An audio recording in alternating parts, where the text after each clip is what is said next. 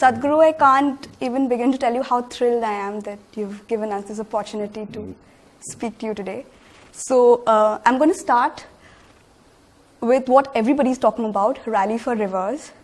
It's been a massive countrywide campaign, very successful, I would say, probably impactful also now that we have the Maharashtra government giving you all their support with the tree plantation drive. And very recently, the Orissa government also has announced something very similar to what you've been talking about, planting trees by the Mahanadi. So now it has reached from the awareness stage to probably policy-making stage. So what next after this, and how can all governments be united in this? This was my intention that the policy document, the draft recommendation that we made, does not end up just with the Environment Ministry, because that'll tend to become just another file. There are too many files out there.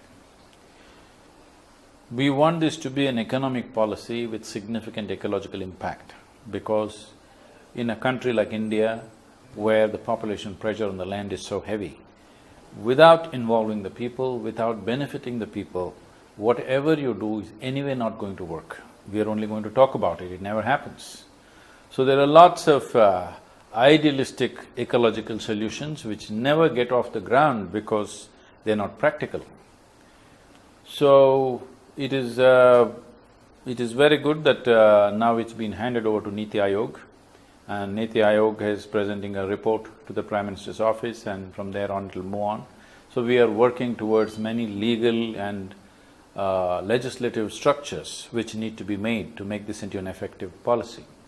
As a part of this, the United Nations environmental project or the program, UNEP also, just yesterday, day before yesterday, I was at Bonn in Germany for their meeting, and I spoke to the director. They are all hugely excited about this project because they see this is globally implementable policy. Right. They're very excited because of the practical nature of what the draft recommends. It's being misunderstood by many as just 1 kilometer of tree planting. That's not how it is. There are many complex aspects. It is just that when we were driving the rally for larger public, we only spoke about one point of planting trees 1 kilometer on either side. We said minimum 1 kilometer. The important thing we need to understand is, in this country, 96% of the river water is forest-fed. So, without having vegetation, it's not going to work for us, because we have an average of 40 to 45 days of rain, which we have to hold it for 365 days in the land, and it must flow in the river. That's how it is. Only 4% is glacial water. So, for this to happen, we need to understand that every square inch of land in this country is catchment in some sense. So, we have to enhance that catchment. Yes, significantly in the upper riparian area, but everywhere else also it's equally important. 84% of the water that we are using in this country is going towards agriculture, simply because of the methods of irrigation are such. The methods can only be such because the land holdings are so small. Investing in agricultural or irrigational systems is not working out for small farmers. So one significant aspect we want to bring in is that we are trying to bring large-scale FPOs or farmer-producer organizations run by them, but irrigation is outsourced. If you outsource the irrigation, large corporations can take up irrigation alone. For this, we are making legal structures to ensure that the farmer's land is never at risk. Always his land is protected. At the same time, corporates' investment must be protected. Only when you scale up can you invest in cold storages, can you invest in value addition chains. All these things have not come up in India, mainly because the farmers are very small scale. One hurdle that was there for this, we have pointed this lacuna both to the financial advisors and also to the Prime Minister's office. We have given letters suggesting this. See, right now the farm income is not taxed in this country, individual farm income. Suppose you and me are farmers, we are producing whatever we are producing, it's not taxed. Suppose you and me get together and form a farmers producers organization, now we get taxed. So we will never get together. So we are making sure that the farm activity never scales up, never gets organized, which has been the main problem. So we are collecting only less than 100 crores of tax from FPOs. So this is more a lacuna rather than a policy intention. So we have suggested these things and many other legal frameworks like this to ensure that farming gets more organized without taking away land from the individual farmer. This is an important aspect for me. Very easily we can multiply farm income by 3 to 8 times by shifting from crop-based agriculture to tree-based agriculture. For example, India is importing 43,000 crores worth of timber. Nobody wants to plant a tree simply because if I plant a tree in my land, I can't cut it. I'll have to get forest department's permission. There's an elaborate process for that. True. I'm saying as I cut my crop, I must be free to cut my tree. Only then millions of hectares of land will go under tree cultivation. I think anyone who follows your social media channels or the books you've authored closely… Are you? Yeah. And today it was about nothingness. So they would know that there are probably very few subject matters under the sun that you haven't spoken about. So today, because we don't have much time, I'm just going to ask you very few questions that have intrigued me personally. Over the last few decades, we have seen a lot of people moving out of their villages, their hometowns, states, and even the country for better opportunities. A lot of them are doing very well. We have a lot of ODRs spread across the globe doing some wonderful work.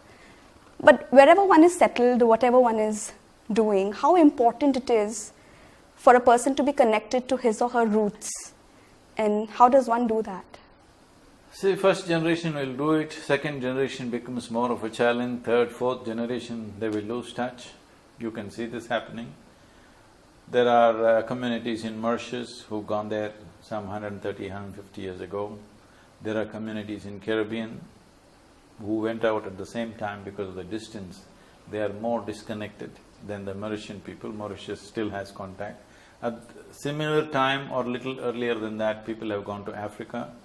Certain communities who stuck together, like the Gujaratis, have kept their language and their culture and their cooking, everything together because as a community they stuck together very closely, which was important to succeed in business and also survive in those sometimes hostile atmospheres. But I would say people who go to Africa, people who go to Arabia, they may keep their culture easily because they need to protect themselves in so many ways. But people who go to countries like United States, Right. they may completely lose their culture in 2 generations simply because there is no outside threat for survival. That you survive better if you integrate yourself with that society rather than staying out of that society. So you will see there the second generation of Indians are as American as Americans, or probably many of them more American than American. So it's going to be tough. So do you think they're missing out on anything by not keeping in touch, or it doesn't really matter? If you want to maintain the color and the texture of the world, you must maintain the culture, because this is a land, you must understand this. Now you're saying Odia and you're just speaking in your language. The country has over 13 to 1400 languages, okay? No other nation has done this ever. If you drive 50 kilometers, people dress differently, look different, speak different, eat different. It's a fantastic thing. You don't have to level out everything and make it one kind of culture. That's going to be a very dull and boring world. This is the most spectacular and colorful culture. Our only problem is we have become economically weak. Because of that, everything else is getting wiped out. If we want to protect this culture, one thing that needs to happen is quick economic development must happen. Only then you will see people will pride this and hold it this way. Right now, they all want to become American because that is success. This is not success. So we have to become a successful generation, a successful nation. Unfortunately today, success means economic success. So that needs to happen, otherwise we will be having a hard time preserving our languages and the multiplicity of such a kaleidoscope of things in this See, nobody in the West, no media person would be dressed like you with so many colors. It'll be always in black or grey. Right. Sadhguru, we often read and hear about giving back to one society, to the community, making the world a better place. And I'm sure everybody wants to do that. But not everybody has the money or the time or probably the energy to contribute to substantial social service. So how does an ordinary person with limited resources give back to the society? If you don't take much, there is no need to give back. So we are always thinking of taking and then giving back with some magnanimity. Instead of that, it is important we structure our activity, our businesses, everything so that it naturally benefits everybody around us. Rather than taking and then I will give charity to you. I will take everything from you. When you buy a toothpaste from me, I take 3 times the money that I need to take. But later on I'll give charity to you. This is not necessary. I can run the business in such a way that you are a part of my business. You may be a customer, but you can be part of my business because a customer is part of the business, isn't it? Right. So we can run a more inclusive economy so that this taking-giving business can be reduced. Somebody who's much more may give money, but in so many ways we can contribute with our activity, with our thought, with our everything we can contribute, isn't it? Thank See, you. I have no money, but I'm making my contributions. Thank you so much, Thank and I you. hope your experience in Orissa has been Yes, it's been wonderful. memorable enough Yes. for you to come back because you have No, a no, you lot must- of enthusiasm. you must